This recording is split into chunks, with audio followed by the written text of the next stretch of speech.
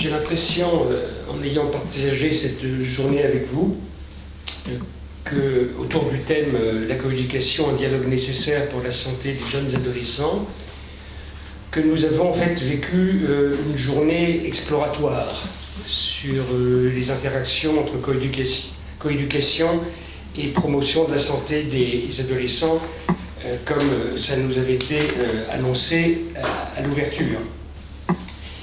Journée exploratoire, ça veut dire une journée riche, parfois trop riche peut-être, profuse en concepts, mais aussi en pistes d'action, voulant s'intéresser à la fois aux finalités et aux méthodes, ce qui est très ambitieux.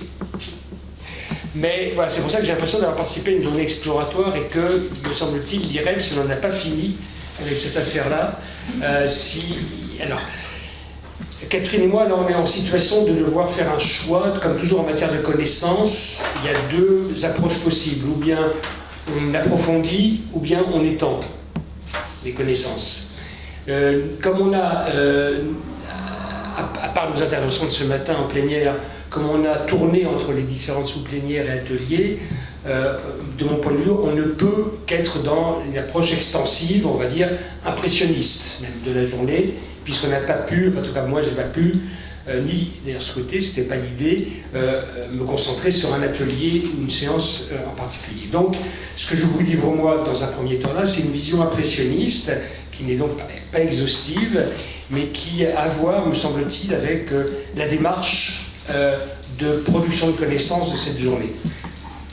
Ce qui m'a frappé par exemple, c'est que en fait, on s'est surtout concentré sur la notion de coéducation, à mon avis, plus que sur celle de promotion de la santé des ados. Et pourquoi pas. Mais qu'il était difficile de savoir sur quel périmètre de coéducation on s'arrêtait ensemble. Moi, j'en ai repéré un, et c'est la première fois, ça m'a intéressé, j'y avais jamais pensé, c'est que la coéducation, on peut la vivre comme une démarche, processus qu'on introduit à l'intérieur de soi-même. J'ai entendu très très nettement et à 2 ou 3 reprises exprimer, en faisant la distinction entre la personne et le professionnel déjà, on se disait, on ne se situe pas de la même façon. Par exemple en matière de conflit. On peut avoir une appétence pour le conflit dans sa vie professionnelle, mais pas dans sa vie personnelle, ou l'inverse, etc. Bref, et là, on s'interrogeait sur le co qui fait aussi bien la coéducation que la coopération, que le conflit, étymologiquement. Question de se rapprocher, de se rassembler, parfois de se confronter. Voilà. Déjà, à l'intérieur de soi-même. Moi, je vous ai laissé aussi entendre, c'est sans doute mon côté ex-psy, qu'il y avait aussi, et Catherine l'évoquait aussi, il y a aussi en nous l'ancien enfant qui parle, l'ancien ado qui parle. Et je vous disais, quand on s'occupe d'adolescents, c'est pas plus mal d'avoir une certaine estime pour sa propre adolescence. Ce qui est vrai aussi pour les parents. Bien, donc il y a cette dimension intrapersonnelle de la coéducation. On ne va rien en dire de plus, sauf ce que j'en dis là peut-être, parce que ça nous renvoie à notre intimité et à notre façon d'assumer nos différents personnages, nos différentes facettes sociales et affectives et familiales aussi. Alors à propos de famille, est-ce qu'on a parlé de coéducation intrafamiliale, puisqu'on s'est un peu situé de temps en temps en tant que parents ou qu'enfants d'eux? Pas trop, on n'a pas trop abordé le truc, mais moi j'ai entendu très fortement dans les ateliers quelque chose qui insiste et qu'on connaît bien dans beaucoup d'institutions, notamment l'éducation populaire. Je vous ai parlé des 25 ans d'expérience dans les centres sociaux et culturels en tant qu'habitant, que militant de quartier. Quand on parle de parents, et quand on parle de groupe de pères, qui plus est, comme c'était relaté par le principal du collège de la Pierre-Bénite, c'est quand même très drôle d'entendre que ces groupes de pères sont constitués de mères. Alors est-ce que c'est drôle? J'en suis pas sûr. Mais en tout cas, ça interroge. Pas uniquement sur l'orthographe, puisque là, sur un des dessins, on voit père écrit P-A-I-R-E-S. Est-ce que c'est des pères de mères? On ne sait pas. Bref. Mais la coéducation intrafamiliale, elle se joue aussi entre les hommes et les femmes, les pères et les mères, les parents et les grands-parents, et puis bien entendu entre les parents et les enfants, et entre les frères et les sœurs. Et de ça, on n'en parle pas trop parce que c'est la sphère privée. Et pourtant, cette configuration familiale n'est pas anodine. Et on a bien vu pendant le confinement à quel point le fait que les enseignants pénètrent dans l'espace familial des enfants leur révélait des réalités qu'ils ne connaissaient pas ou qu'ils ne voulaient pas connaître, mais qui devenaient inoubliables, ne serait-ce qu'en termes de conditions de travail pour les enfants. Et de même, d'ailleurs, ça a été moins cité, et pourtant ça a été vécu par beaucoup d'enseignants, les familles pouvaient rentrer dans l'espace familial de l'enseignant, qui n'est pas anodin non plus. Parce que quand on parle des parents éloignés de l'école, dans la formule consacrée, utilisée aussi par les ministres, par tout le monde, parce qu'on ne parle jamais de l'école éloignée des parents. C'est toujours les parents qui sont éloignés de l'école. En réalité, ce sont les enseignants qui se sont mis à vivre de plus en plus loin de leur lieu de travail. Historiquement, même les enseignants se voyaient une partie de leur, de leur loyer prise en charge par les habitants du village, qui en plus leur apportaient des œufs, des salades et des trucs. Donc, il y a eu un éloignement mutuel, on va dire. Pendant le confinement, ça a été un peu brutal, un peu sévère, et pas généralisé en plus, mais chacun est rentré dans l'écran de l'autre, et donc dans l'espace familial virtuel de l'autre. Mais de ça, on n'en a pas beaucoup parlé non plus. On n'a pas beaucoup parlé non plus de la coéducation au sein des institutions éducatives. Alors, on met de côté les crèches, puisqu'on parlait des ados. On met de côté l'école primaire, non, parce que je trouve qu'on a parlé beaucoup d'école primaire, beaucoup plus que de collège. Alors, théoriquement, on aurait dû se concentrer sur le collège aujourd'hui. Mais bon, comme l'a dit Catherine Laforêt, comme je l'ai dit, Véronique Laforêt, et comme je le dis moi-même aussi, je reviendrai dans un instant, on n'est pas encore très documenté, je vais dire, sur la coéducation à l'âge de l'adolescence, et donc sur ce partenaire particulier et essentiel et incontournable qu'est le collège et tous les métiers qui le font vivre. Mais donc on n'a pas beaucoup parlé de coéducation à l'intérieur du collège, un petit peu. On a parlé du foyer, des foyers de collégiens, on a parlé de quelques instances, par-ci par-là. Mais pas plus, pas trop, et sans jamais vouloir en repérer quelles étaient les potentialités coéducatives. Or, elles existent. Il y a même des collèges Freinet maintenant. Il n'y en a pas tant que ça. Il y a même un lycée-collège Freinet à La Ciotat. Il y a le collège de Douai, dans le Nord. Je me trompe. Bref, il y a quelques collèges qui fonctionnent en pédagogie Freinet et qui, évidemment, activent des démarches non seulement coéducatives, mais participatives dans leur projet pédagogique. Mais ça, on n'en a pas parlé non plus. Non, ce dont on a parlé, et le fameux dialogue du titre de notre journée, c'est le dialogue entre les institutions familiales, ou les familles comme institutions, et les institutions scolaires, et les écoles ou le collège comme institution.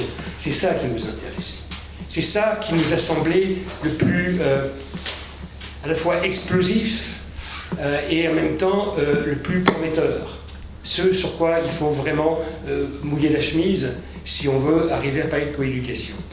Alors, je ne dirais pas qu'on a traité tout le sujet, mais c'est ça qui manifestement a implicitement fait converger nos réflexions. On a aussi un peu parlé de la coéducation au sein du territoire, ce qu'on appelait parfois sur les dessins, c'était la cité, l'environnement, le quartier, dans nos propos aussi. Ce qui m'a pas surpris, mais ce que j'ai noté, c'est que quand on a parlé du territoire dans un atelier, on n'a pas vraiment parlé du territoire, on a dit la coéducation entre les acteurs dans et hors l'école. On a continué à définir le territoire par ce qui est dans l'école et hors l'école. On n'a pas pu dire que l'école faisait partie du territoire, au fond. Et que, comme la MJC, dont il a été question ce matin, comme les crèches, comme le réseau des tramways, je signale que le T4 ne fonctionne plus après 22 heures. Je l'ai appris à mes dépens hier soir. Bref, tout ça c'est le territoire. Ses richesses, ses contraintes. Non, on a continué quand même à dire hors l'école et dans l'école. À la limite, si on va trop loin de l'école, on risque de se perdre. Quand on parle de coéducation, comme s'il n'y avait pas d'éducation en dehors de l'école. Non, on n'a jamais dit ça, mais on a quand même tendance un peu à le penser parfois. Or, ce qui est apparu, c'est que il y a, dès lors qu'on multiplie les acteurs de l'éducation, donc les parents, le système scolaire, mais aussi d'autres intervenants qu'on a eu du mal à nommer, on n'a quand même pas beaucoup parlé de centres de loisirs, ni d'associations sportives ou culturelles. En tout cas, si on en a parlé dans les ateliers, moi j'étais pas à ce moment-là. Quand même, ce que nous disait, par exemple, donc de nouveau Véronique Laforêt ce matin, c'est que, il n'y a pas, et je vous l'avais dit un peu avant aussi, il n'y a pas encore véritablement de politique de coéducation institutionnalisée pour les adolescents en France. Ni décrétée au niveau de l'État, et ensuite confiée aux collectivités territoriales, ni même vraiment impulsée ou revendiquée comme telle par les collectivités locales. Les municipalités, parce que leur compétence principale en matière scolaire s'arrête à l'école primaire. Les départements, parce qu'ils n'ont Dieu que pour l'aide sociale à l'enfance, la prévention spécialisée, enfin, une certaine approche de l'enfance et de la jeunesse, que je respecte, mais qui n'est pas généraliste.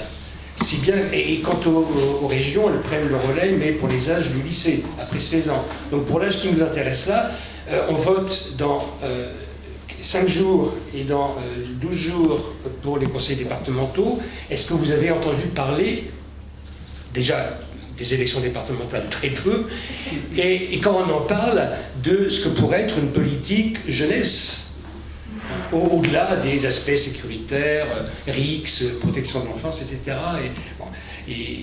Non, on n'en parle pas. Donc on est dans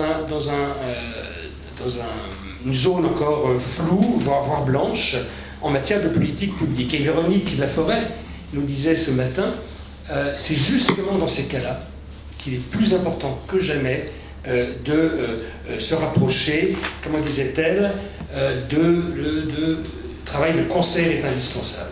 Voilà.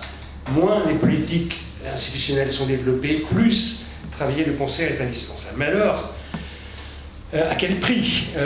On voit bien que ce n'est pas sans risque, ni sans difficulté, ni parfois sans conflit. Des conflits qui ont été évoqués à plusieurs reprises comme pouvant être nécessaires, féconds, stimulateurs de mise à plat des situations et de recherche de solutions, certes. Mais ces conflits sont-ils, sauf dans les ateliers qu'on a eus dans cette salle, abordés de façon méthodique et même méthodologique? Est-ce que leur potentiel créatif, plutôt que destructeur, est repéré? Et dans ce cas-là, utilisé pour justement construire des politiques qui peuvent être compliquées, mais qui ne sont peut-être pas inaccessibles. On a beaucoup repéré, en tout cas, ça je l'ai entendu dire de plusieurs façons dans plusieurs ateliers,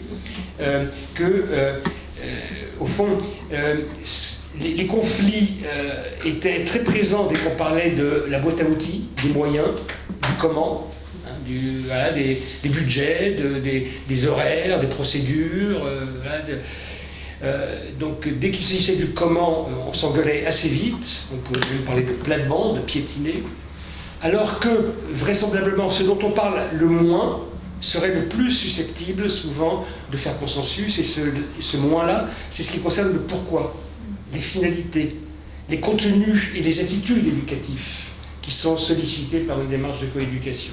Donc il y aurait peut-être, en reprenant les échanges et les délibérations de politique locale avec et pour les jeunes, intérêt à partir des finalités, des objectifs que l'on cherche, et d'aller ensuite en déduire les méthodes et les moyens qui sont à mobiliser. Il m'a semblé que lorsque, dans un des ateliers auxquels j'ai participé, on essayait de faire l'inventaire des mots ou des contenus possibles pour distinguer coopération et coéducation, qu'en fait on parlait un peu de ça. La coopération, c'était ce qu'on peut faire en partageant un outil, un atelier, un chantier, donc du côté du faire et du comment. Alors que la coéducation, elle, allait viser ce qu'une intervenante dans un atelier a défini avec une petite carte qui illustrait, tous ensemble autour d'un objectif commun, a-t-elle dit.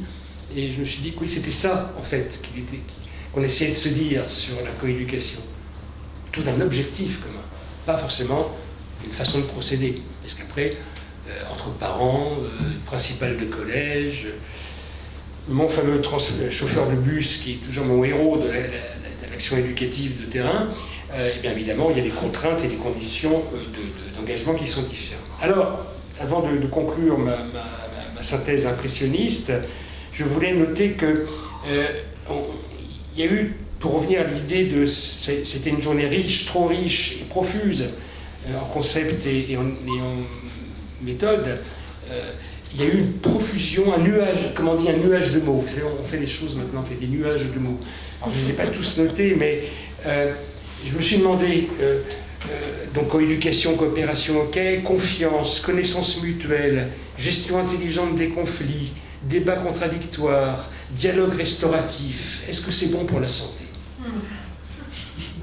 Peut-être bien, hein? Peut-être bien. En tout cas, ça ne doit pas faire de mal. Partenariat, participation, écoute, réciprocité, communication non violente, gestion des émotions, amélioration du climat scolaire, pour revenir à l'introduction de ce matin. De quelle éducation, pardon. Oui, parce que c'est un peu ce que j'ai oublié de dire. Catherine et moi, on participe à des expériences, notamment à Saint-Étienne, qui sont tout à fait intéressantes, où on se rend compte que pour lancer un débat sur la coéducation, il faut d'abord laisser tomber le mot de coéducation et parler d'éducation. Qu'est-ce qu'on entend par là? Et donc tous les mots que je viens d'évoquer là, est-ce qu'ils en font partie? Dans un atelier, on a parlé des leviers pour la communication et vous avez restitué une partie de ce nuage de post-it qui fait office de nuage de mots dans les référentiels de l'éducation populaire. Et alors on a parlé d'humilité, de respect, d'ancrage, de légitimité, de considération, de connaissance des acteurs et de leur mission, de communication. J'ai donc parlé du secret professionnel des enseignants, j'ai osé, parce qu'il n'y a pas de raison qu'il y ait que les médecins qui roulent des mécaniques avec leur secret médical, qui n'existe pas d'ailleurs juridiquement, qui n'existe plus depuis 25 ans. On a parlé de persévérance, d'enthousiasme, de porosité, de continuité, de disponibilité, hein, comme des leviers aussi pour une démarche coéducative, de coordination, de fédération des actions. Ça c'est très important en effet, hein, parce que ça amène à l'idée du cercle, les avant-cercles, les cercles et les après-cercles dont il était question ici. Moi je parlais de table ronde ce matin. Pour moi la table ronde est une très bonne métaphore de la coéducation. Alors je vais juste m'arrêter sur deux mots avant de vraiment conclure. Parce que, bah oui, mais il ne fallait pas produire tant de choses, hein, si vous voulez une conclusion express. Mais vraiment, je voulais laisser aussi le temps à l'impressionnisme de Catherine de vous charmer à son tour. Mais je vais m'arrêter parce que c'est un tout petit peu critique quand même. Enfin, c'est pas critique, mais c'est moins rose quand on y réfléchit bien. Il a été question de posture. Encore une fois, le principal du collège de la Pierre-Bénite nous a expliqué hein, qu'il avait regardé dans le dictionnaire, la posture, c'est une attitude particulière du corps. Et il nous a bien décrit aussi comment, pour lui, il y avait un indicateur de comment s'était déroulé un entretien auquel il avait invité les parents, c'est est-ce qu'il sortait ou non en courbant le dos. Et tout est dit, mais là tout est dit non pas du côté de la posture du professionnel, parce que nous on s'identifie tous à des professionnels, comme on dit, mais du côté de la posture des parents. Parce que c'est les parents qui courbent le dos. C'est pas le principal du collège, évidemment. Il nous disait que dans les quartiers riches où il a exercé, les parents ne courbaient pas le dos.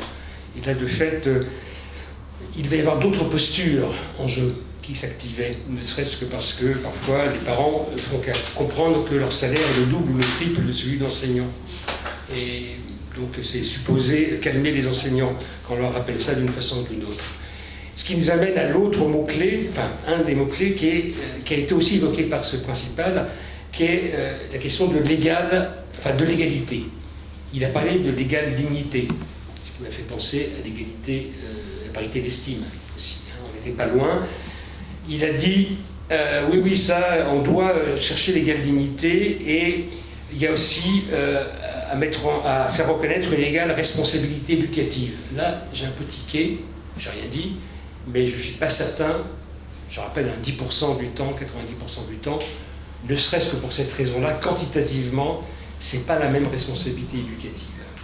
Ni en quantité de temps, ni en contenu de temps et d'enjeux éducatifs. Parce que, pour mémoire, les enseignants peuvent avoir les enfants pendant une année scolaire ou 2, voire 3 dans leur classe. Les parents, c'est de 0 à 18, voire 25. Donc, non, là, j'ai un petit quai. Et après, il a dit inégalité de savoir. Alors là, je me suis dit, bon, là, il y a matière à un colloque d'une journée. Parce qu'il avait donné un exemple avant où un indicateur aussi d'une bonne évolution des relations parents-professionnels, enfin parents-enseignants, c'est quand des parents montraient à des enseignants comment ouvrir une table pliante. Ouais, mais est-ce que c'est ça qui montre qu'il y a un savoir parental spécifique? Est-ce que les parents n'en savent pas plus, un petit peu plus que de déplier des tables pliantes, parce qu'évidemment ils passent leur week-end à faire des pique-niques arrosés au Ricard. Non, là il faut revoir le truc là. Qu'est-ce que c'est que cette histoire d'égalité ou d'inégalité de savoir? Non, les parents ont des savoirs spécifiques, en permanence dans le milieu et un territoire, on le met en évidence. On a parlé de l'université populaire de parents, d'ailleurs ce même principal, on a parlé, hein, il a montré tout ce que ça apportait. Les parents produisent des savoirs spécifiques en tant que parents, ils ont une expertise propre de parents, et voilà. Donc du calme, lorsque on parle d'égalité ou d'inégalité, de dignité, de savoir et de responsabilité éducative.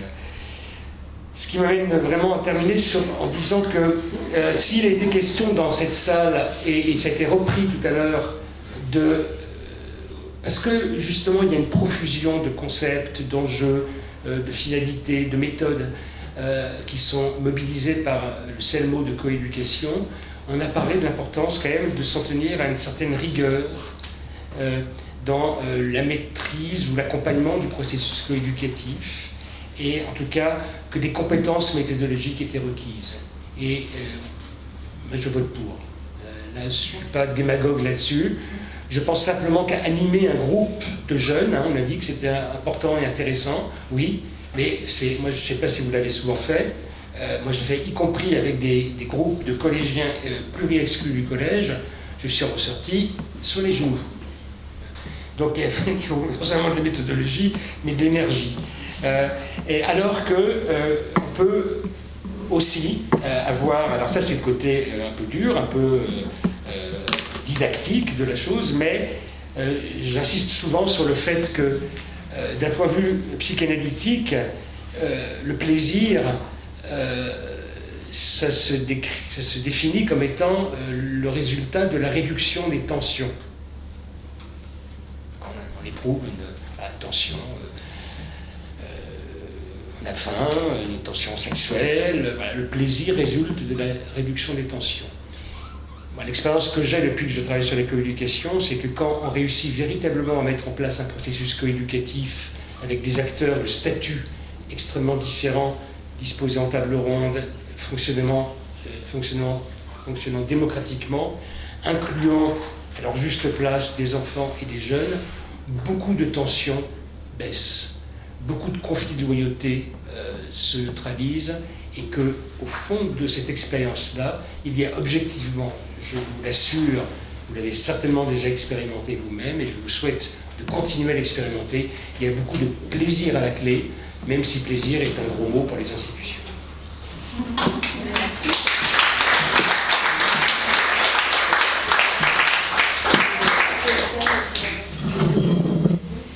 Merci beaucoup pour cette synthèse prolifique, effectivement, parce qui montre la richesse de la journée. Donc je serai plus brève, mais en tout cas, je vais essayer de vous donner aussi également mon regard sur cette journée. Et comme finalement, j'ai parlé ce matin un petit peu de mon parcours, mais mon métier actuel, c'est d'être formatrice et d'être organisatrice aussi, conceptrice de formation pour des formateurs. Je vais prendre ma casquette de formatrice finalement pour regarder cette synthèse de journée, en vous en parle un petit peu de mes réflexions sur les approches qu'il y a eu aujourd'hui et l'organisation elle-même.